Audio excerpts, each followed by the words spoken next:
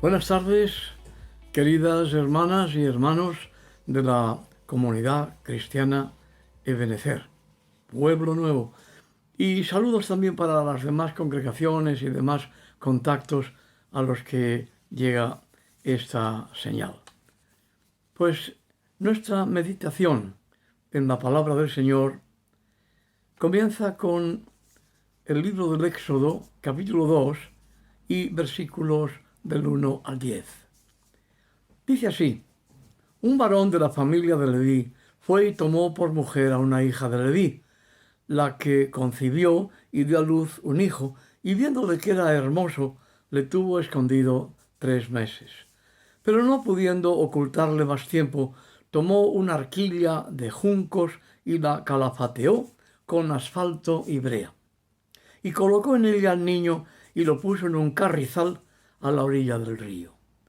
Y una hermana suya se puso a lo lejos para ver lo que le acontecería. Y la hija de Faraón descendió a lavarse al río, y paseándose sus doncellas por la ribera del río, vio aquella arquilla en el carrizal y envió una criada suya a que la tomase. Y cuando la abrió, vio al niño, y aquí que el niño lloraba. Y teniendo compasión de él, dijo: de los niños de los hebreos es este. Entonces su hermana dijo a la hija de Faraón: ¿iré a llamarte una nodriza de las hebreas para que te críe este niño? Y la hija de Faraón respondió: ve. Entonces fue la doncella y llamó a la madre del niño, a la cual dijo la hija de Faraón: lleva a este niño y críamelo, y yo te lo pagaré. Y la mujer tomó al niño y lo crió. Y cuando el niño creció, ella lo trajo a la hija de Faraón, la cual lo prohijó, y le puso por nombre Moisés, diciendo: porque de las aguas lo saqué. En el libro de Éxodo, capítulo 1, y versículos del 13 al 22, leemos así: y los hijos de Israel fructificaron y se multiplicaron y fueron aumentados y fortalecidos en extremo. Y se llenó de ellos la tierra. Entre tanto, se levantó sobre Egipto un nuevo rey que no conocía a José. Y dijo a su pueblo: he aquí, el pueblo de los hijos de Israel es mayor y más fuerte que nosotros. Ahora pues, seamos sabios para con él, para que no se multiplique y acontezca que viniendo guerra, él también se una a nuestros enemigos y pelee contra nosotros y se vaya de la tierra.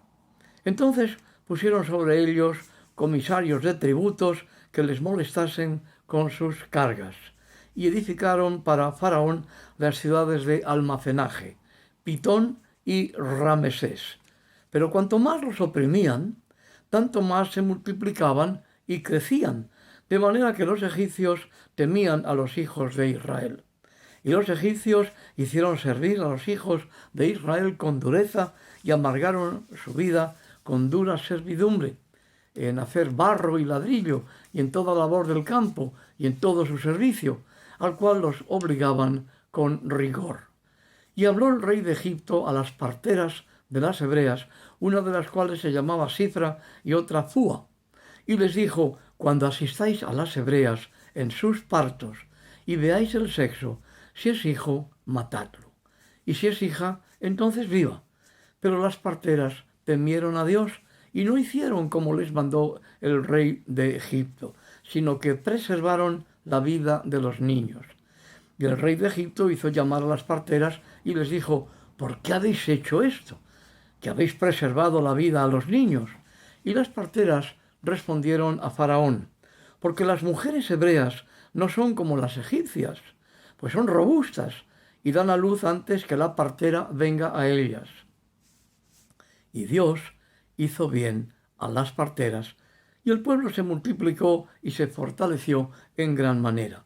Y por haber las parteras temido a Dios, él prosperó sus familias.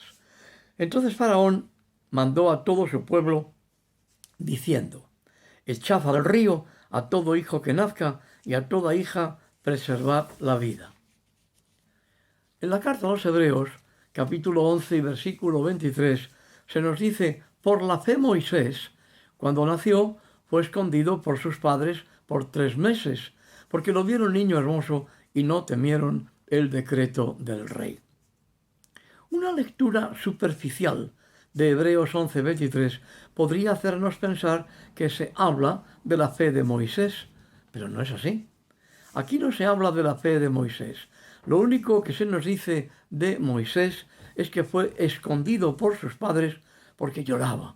Lo vieron hermoso y la fe de sus padres les hizo no temer el decreto del rey, por el que todos los varones habían de ser asesinados tirándolos al río, respetando a las niñas, por cuanto los consejeros del faraón, sabiendo que las hebreas eran fuertes, servirían para mejorar la especie. También lloraba Moisés cuando la hija del faraón lo halló en una arquilla, curiosamente la misma voz hebrea para el arca de Noé, Tebá, junto al carrizal del río, cuando ésta bajó a bañarse con sus damas. La fe a la que hace referencia Hebreos 11:23 no es la fe de Moisés, sino la fe de sus padres. Podemos imaginar al padre de Moisés, Amram, de quien solo sabemos lo que se nos dice en Éxodo 6:20, donde leemos que Amram tomó por mujer a Jocabed, su tía, la cual dio a luz a Aarón y a Moisés, y que Amram vivió 137 años. Podemos imaginarlo, repito, preparando la arquilla, calafateándola para hacerla impermeable. El texto, sin embargo, no habla del padre, sino de la madre, Jocabed, una hija de Leví, que tuvo el valor de esconder al niño durante 3 meses, pues resultaba imposible seguir ocultándolo. Esta historia está muy centrada en el valor de las mujeres. Jocabed, la mamá de Moisés, que no teme el edicto real. Las parteras hebreas, Sifra y Fúa, que desobedecen al faraón optando por ser fieles a Dios. La hermana de Moisés, Miriam, latinizada María, como la mamá de Jesús, la hija del faraón, que también ignoró el decreto de su propio padre, sabiendo que aquella criatura era un niño de los hebreos, y la sagacidad de la hermana de Moisés para devolverlo a los brazos y los pechos de su propia madre. De la hija del faraón pudiera tratarse de Hatshepsut, hija del faraón Tutmosis I, a juzgar por la cronología bíblica. Fue reina faraón, como quinta gobernante durante la 18ª dinastía de Egipto, nacida hacia el 1490 a.C. y fallecida hacia el 1468. Llegó a ser la mujer que más tiempo estuvo en el trono de las 2 tierras. Pero volviendo a nuestros héroes, qué escasa memoria hacemos de los padres de Moisés. Amram aparece 14 veces en los registros genealógicos, 2 veces como esposo de Jocabed, 4 veces como padre de Moisés y de Aarón.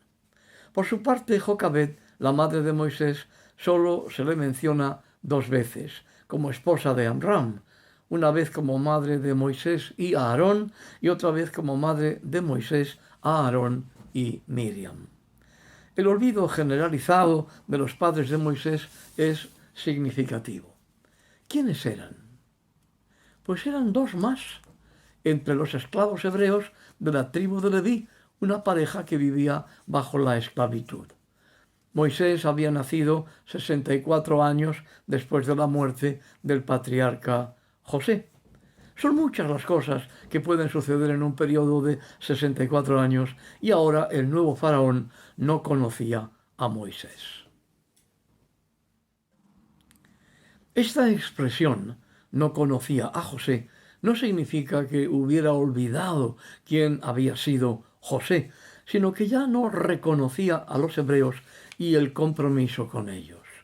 Es evidente que no quería la presencia de aquellas tribus hebreas en la tierra de Egipto y contemplaba con envidia y con temor su rápida multiplicación. Llegó el momento en que los hebreos fueron reducidos a una esclavitud brutal en la construcción de las grandes ciudades almacenaje, las grandes ciudades silo, fabricando ladrillos, hasta que llegó el momento en que tuvieron que buscar también la paja para su fabricación. En medio de un sistema esclavista despiadado y un régimen de exterminio, esta pareja, Amram y Jocabed, tuvieron como fruto de su amor a Moisés, el que llegaría a ser el gran libertador de su pueblo. Nunca imaginaríamos el resto de la historia a juzgar por las condiciones en que acontecieron estos sucesos. Pero Amram y Jocabed actuaron por la fe. Y ahí está la clave de todo ello. Fe entendida como esperanza. Fe entendida como valor para enfrentarse a las condiciones más adversas. Fe como obediencia a la voz de Dios.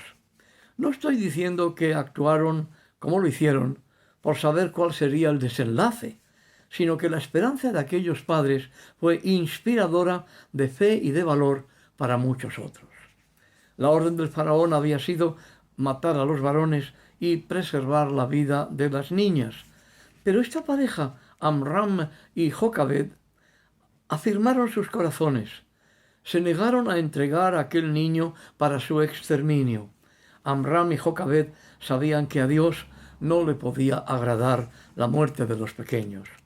La ley de Dios ya estaba en sus corazones antes de que se promulgara por escrito en Sinaí, precisamente por medio de aquel hijo.